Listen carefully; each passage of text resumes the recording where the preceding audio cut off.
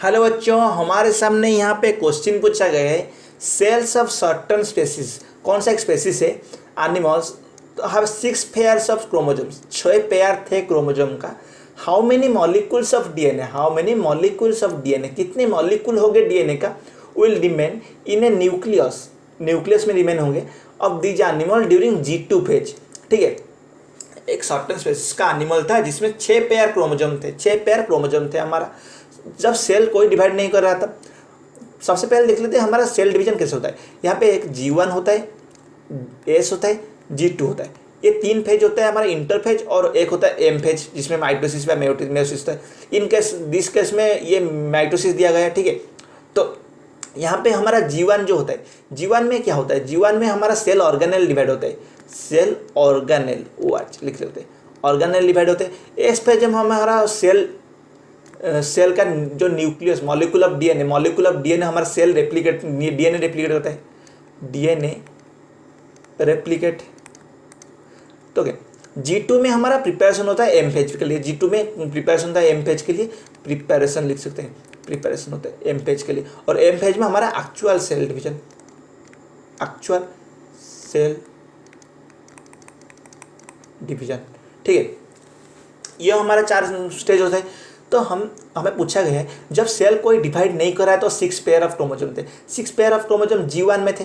G1 में हमारा 6 pair of chromosome, मतलब G1 में हमारा जो क्रोमोजोम होता है वो मोनोड होता है, वो डायड नहीं होता है, वो मोनोड होता है, मोनोड है ना। ओके, तो ये ऐसा होता है G1 फेज में जो 6 पेयर क्रोमोजोम होता है, ये ऐसा होता है। और एक जो क्रोमोजोम का 1 क्रोमोजोम का 1 chromosome and 1 chromatid, 1 chromatid, chromatid. Okay, 1 chromosome 1 chromatid होता है किसमें, G1 फेज में। पर जैसे ही एस फेज में वो एंटर करता है, G1 में ये होता है, जैसे ही एस फेज में एंटर करता है ये डिप्लीकेट हो जाता है, ये रेप्लिकेट हो जाता है। ठीक है, ये हमारा रेप्लिकेट हो जाता है। तो एस फेज में क्रोमोजोम नंबर सेम रहता है, क्रोमोजोम नंबर सेम रहता है, और क्रोमाटिड जो होता है वो डिवाइड हो जाता है। तो 2 क्रोमाटिड हो जाता है, क्रोमाटिड हो जाता है, और क्रोमाटिड हो जाता है। और एक क्रोमाटिड का वैल्यू जो होता है, एक क्रोमाटिड का वैल्यू वो होता है हमारा एक डीएनए मॉलिक्यूल, एक डीएनए मॉलिक्यूल हमारा जो कंपेयर होकर एक क्रोमाटिड बनाते हैं। ठीक है, तो यहाँ पे दिया गया 6 क्रोमोजोम थे, 6 क्रोमोजोम थे।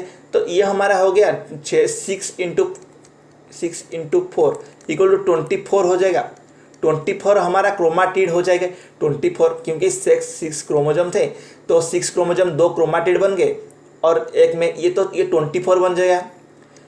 24 हमारा सही आंसर हो जाएगा।